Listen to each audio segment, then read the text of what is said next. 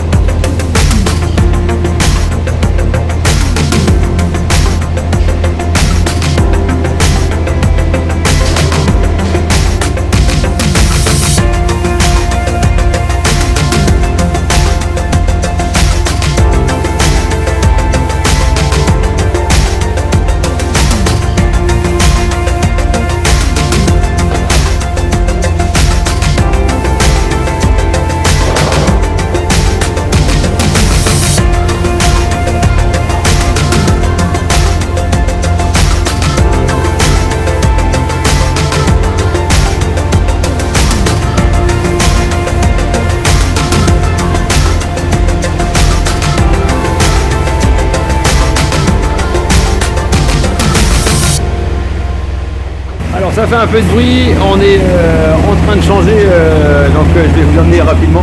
On est en train de changer les roues avant du tracteur agricole, je vais vous montrer.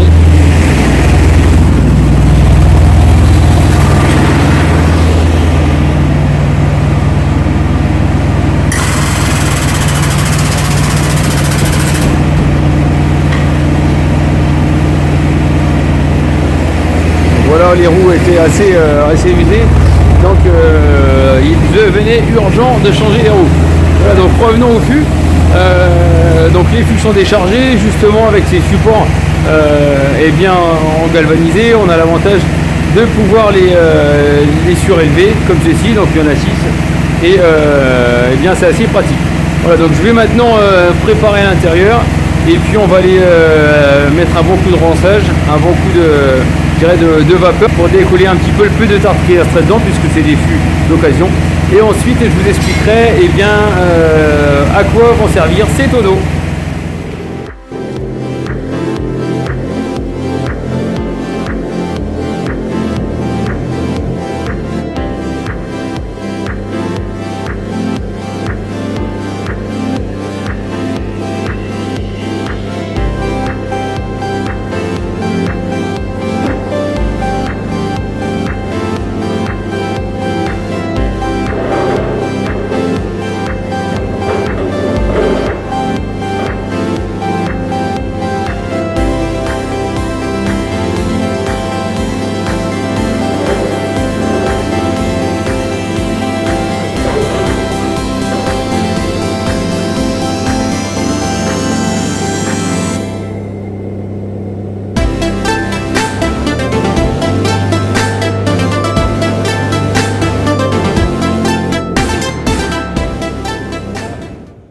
Donc là, je vais commencer à nettoyer le fût. Donc c'est un rinçage, c'est pas un nettoyage puisque le tonnelier a déjà bien préparé les fûts, mais par souci, je dirais, d'hygiène supplémentaire, on va rincer. Donc c'est un rinçage. J'utilise le nettoyeur haute pression, mais sans aucune pression. Ce qu'il faut surtout faire attention, c'est ne pas écorcher les lignes et les fibres du bois, surtout pas abîmer le bois à l'intérieur. L'idée, c'est uniquement de faire un bon rinçage à l'eau chaude, 60-70 degrés, pour que l'intérieur soit sans impureté.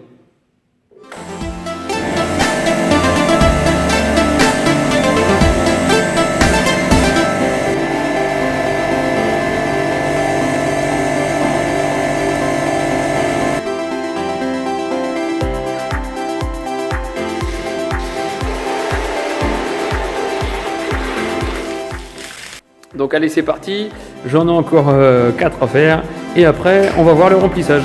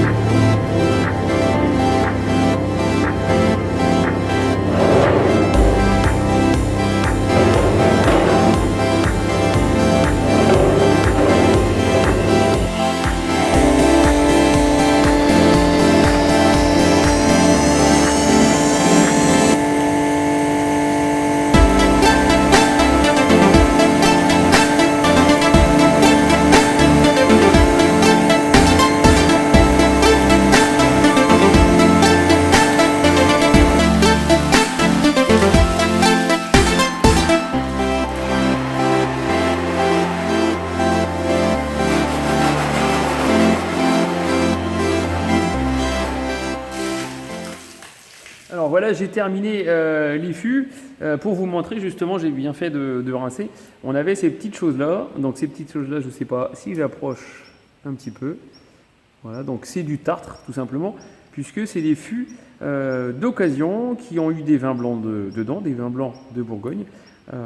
L'idée justement de ces fûts d'occasion, c'est d'avoir des fûts qui aient déjà donné un petit peu de bois pour avoir au niveau d'un champagne terminé des goûts, je dirais, assez modérés sur le bois, puisque quand on achète un fût neuf, l'écorce du bois est donc toute neuve et imprègne beaucoup plus facilement donc le vin et donc le futur champagne. Et nous, donc on voulait avoir sur la cuvée qu'on va faire avec ces tonneaux, on voulait avoir un goût léger au niveau du boisé. Voilà. Donc c'est pour ça que c'est donc des fûts d'occasion. Allez, je vais remplir maintenant. Donc voilà, on va aller dans la cuverie. Donc on va prendre cette cuve-là. Voilà, on a sélectionné donc une parcelle bien à part. Je vous expliquerai donc à la fin de la vidéo. Qu'on va donc mettre dans les tonneaux. Il y a à peu près 1350 litres pour remplir justement ces 6 tonneaux. Donc on va se brancher sur le bas de la cuve, par ici, et puis on va envoyer l'autre côté au niveau des tuyaux. Allez, c'est parti!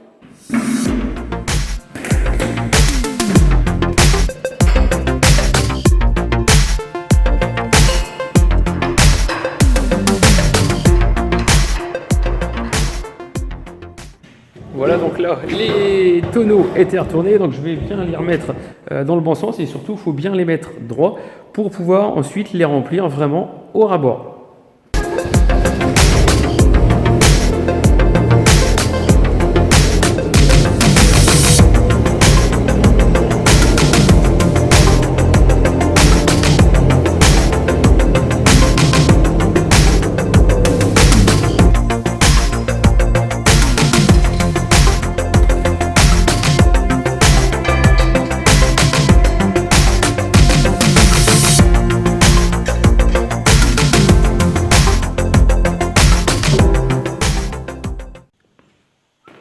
Alors, on inverse le sens de la pompe.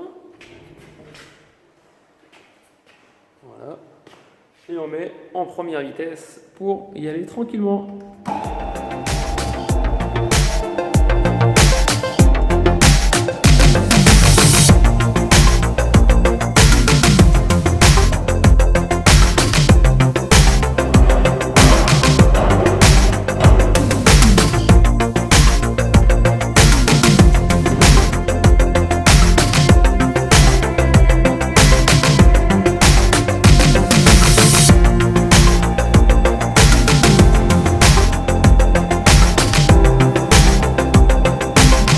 La difficulté du remplissage du tonneau, c'est qu'on ne voit pas. Il y a un trou qui n'est pas très gros justement. Donc on y va par à coup parce qu'il me manque du matériel pour pouvoir le remplir plus facilement, donc un pistolet entonneur, ce qu'on appelle dans le métier. Vu que je démarre, j'ai encore pas ce matériel et du coup je le fais petit à petit à la pompe et puis je terminerai au seau ensuite.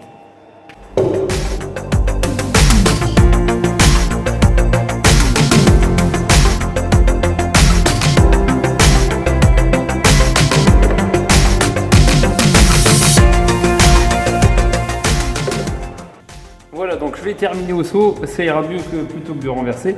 Là je vais faire la levée du tuyau à l'inverse et je vais renvoyer donc tout le vin dans la cuve pour pouvoir reprendre du seau vers le tonneau ensuite.